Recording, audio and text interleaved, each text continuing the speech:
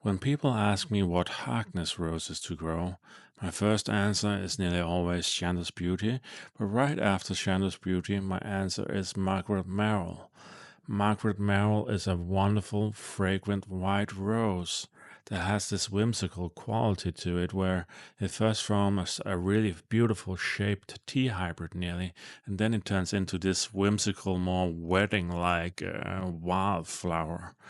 And it is honestly so fragrant, so pretty, and you could honestly never go wrong with Margaret Merrill. It also has these really deep green colored leaves that can nearly turn sometimes this more silver look to it. And honestly, I love everything about Margaret Merrill. It's a wonderful, healthy rose, extremely fragrant with a lot of alba packed into the fragrance. And honestly, it feels like a sibling for me to Shanda's Beauty. Just this one is white. And you could grow a lot of things from Austin roses. You could have grown Desdemona. You could have grown Tranquility. You could have grown all these different white roses from Austin. But to be honest with you, none of them are as fragrant as Margaret Merrill. If you want something that's as fragrant as Margaret Merrill, then you really have to look towards the French roses. And honestly, when it comes to English fragrant roses in white color, Margaret Merrill is really where it is at because Margaret Merrill has a wonderful, powerful fragrance. I rank it between an 8 and an 8.5 for me. It is just as powerfully fragrant as Shanda's Beauty, but you just get another color and you get this more, of course, the white quality, the more whimsical nature of the flower, the way it changes. But honestly, I love everything about Margaret Merrill, and I can't recommend Margaret Merrill enough if you're looking for a fragrant white rose.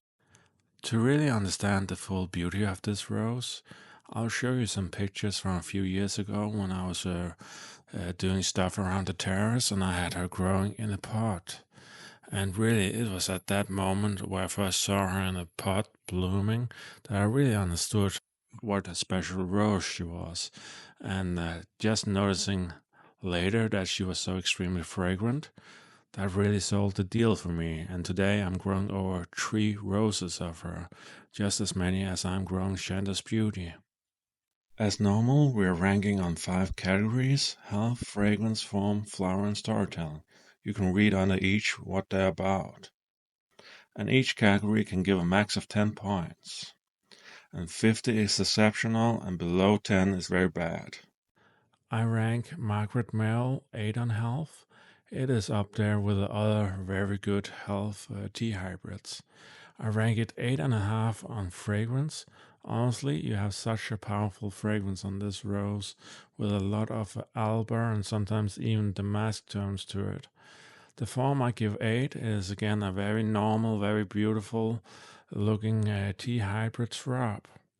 On flower, I again give it 8. You have these beautiful white blooms, and honestly, they have such a wonderful transformation, which is also why I'm giving it 8 on storytelling, because these blooms have this more blousy, wedding quality to it, as you saw in the pictures.